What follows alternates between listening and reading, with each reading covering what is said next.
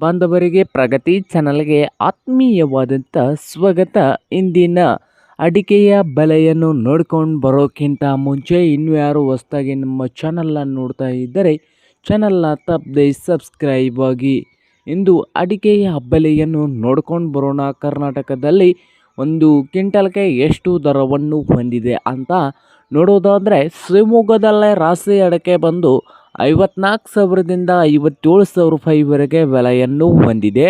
ಹಾಗೆ ಸಿರಸಿಯಲ್ಲಿ ಚಾಲಿ ಅಡಿಕೆ ಬಂದು 45,000ದಿಂದ 47,000 45,000ದಿಂದ 47,000 ರೂಪಾಯಿವರೆಗೆ ಸಿರಸಿಯಲ್ಲಿ ಚಾಲಿ ಅಡಿಕೆ ಒಂದು ಕ್ವಿಂಟಲ್ಗೆ ಬೆಲೆಯನ್ನು ಹೊಂದಿದೆ.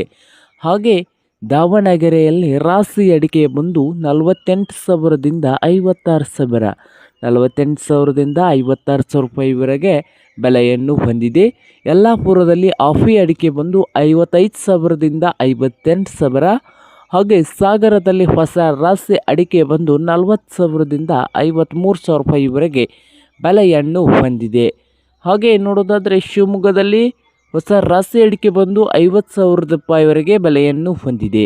ಸಾಗರದಲ್ಲಿ ಹೊಸ ರಾಶಿ ಅಡಿಕೆ 51,800. ಹಾಗೆ ಚನ್ನಗಿರಿಯಲ್ಲಿ ರಾಶಿ ಅಡಿಕೆ ನೋಡೋದಾದರೆ 50,000.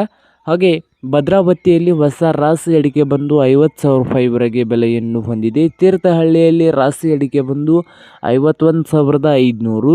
ಶಿಕಾರಿಪುರದಲ್ಲಿ ರಾಶಿ ಅಡಿಕೆ ಬಂದು 51,800. ಹಾಗೆ ಕೊಪ್ಪದಲ್ಲಿ ರಾಶಿ ಅಡಿಕೆ ನೋಡೋದಾದರೆ 51,200. ಶೃಂಗೇರಿಯಲ್ಲಿ ರಾಶಿ ಅಡಿಕೆ ನೋಡೋದಾದರೆ 50,500 ರೂಪಾಯಿವರೆಗೆ ಬೆಲೆಯನ್ನು ಹೊಂದಿದೆ. ಹಾಗೆ ಬೀರೂರದಲ್ಲಿ ರಾಶಿ ಅಡಿಕೆ ಬಂದು 49,200. ಸಿರಸಿಯಲ್ಲಿ ರಾಶಿ ಅಡಿಕೆ ಬಂದು 51,000.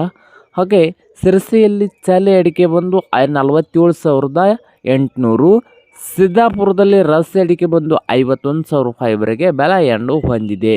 ದರಗಳು ನೋಡೋದಾದರೆ ಇತ್ತೀಚಿನ APMC ಮಾರುಕಟ್ಟೆ ಮಾಹಿತಿ ಆಧರಿಸಿ ಗುಣಮಟ್ಟ ಹಾಗೂ ತಳಿಯ ರಾಶಿಯ ಚಾಲಿ ಆಫಿ ಬೆಟ್ಟೆ ಅಡಿಕೆ ಹಾಗೂ ಹರಾಜಿನ ಅವಲಂಬನೆಯಾಗಿ ದರಗಳಲ್ಲಿ ಒಂದು ಸ್ವಲ್ಪ ವ್ಯತ್ಯಾಸ ಇರ್ಬೋದು. ಹಾಗೆ ಚಾನಲ್ ಕೂಡ ಸಬ್ಸ್ಕ್ರೈಬ್ ಆಗಿ.